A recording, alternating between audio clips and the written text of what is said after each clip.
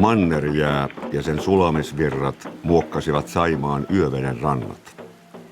Syntyi myös Astuvansalmen kalliotemppeli, jonka jylhässä kivikourussa on itsensä Ukko Ylijumalan hahmo.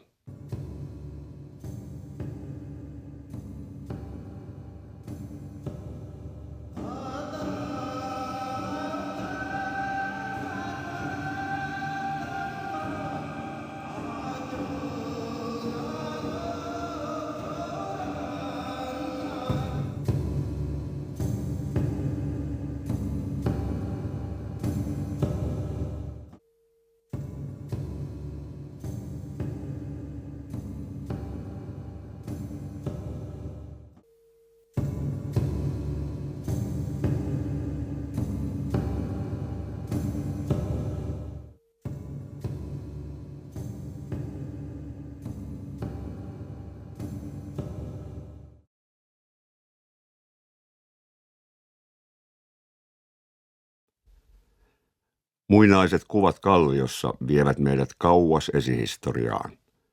Kuin valtava noitarumpu, ajan peili menneisyyteen.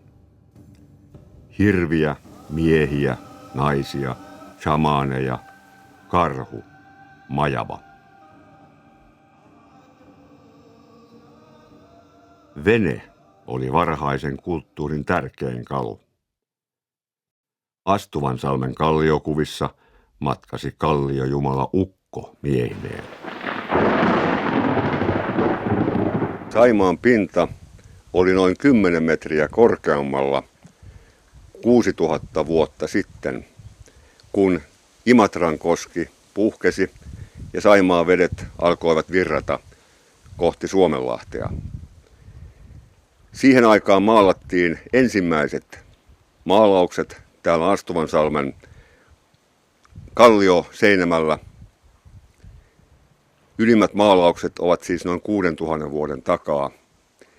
Vedenpinta laski voimakkaasti tuon Imatrankosken puhkeamisen jälkeen heti noin 2-3 metriä ja sitten vuosien mittaan niin, että tänä päivänä on tuo 10 metriä eroa Saimaan pinnassa.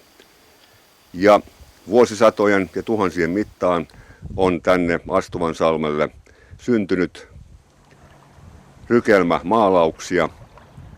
Ne ovat Pohjoismaiden suurimmat kalliomaalaukset. Siinä on kymmeniä ihmis- ja eläinhahmoja, veneitä, shamaaneja.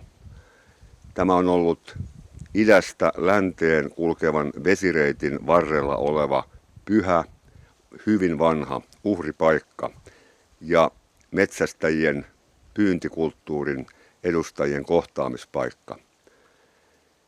Tästä edestä on sukelluksissa 90-luvulla löydetty nuolenkärkiä ja kaulariipuksia, meripihkasta tehtyjä riipuksia, jossa on tuo Astuvansalmen ihmishahmon miehen pään kuva. Se viittaa erityisesti siihen, että tämä on ollut pyhä palvontapaikka.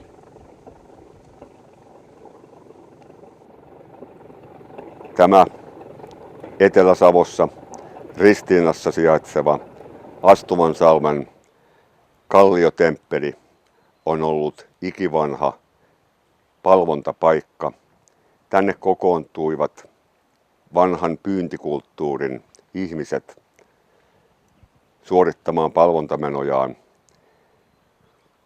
ja palvomaan sen ajan jumalia, eläimiä ja myöskin kalliolla oli tutkijoiden mukaan omat henkensä, joita palvottiin.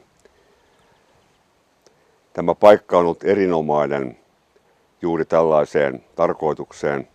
Onhan tuossa valtava ihmishahmo, tunnistettava miehen pää, joka viittaa juuri tähän kallion jumalien ja henkien palvontaan.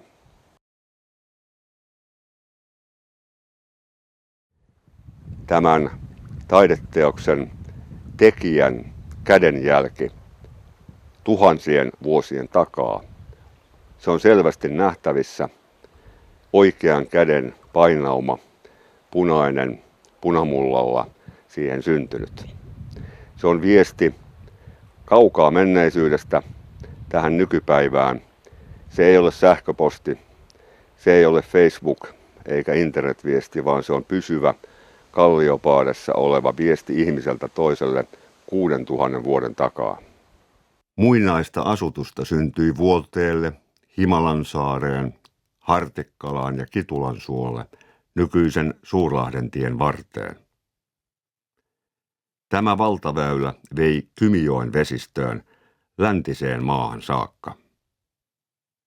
Olihan Saimaan pinta tuolloin paljon korkeammalla kuin nyt.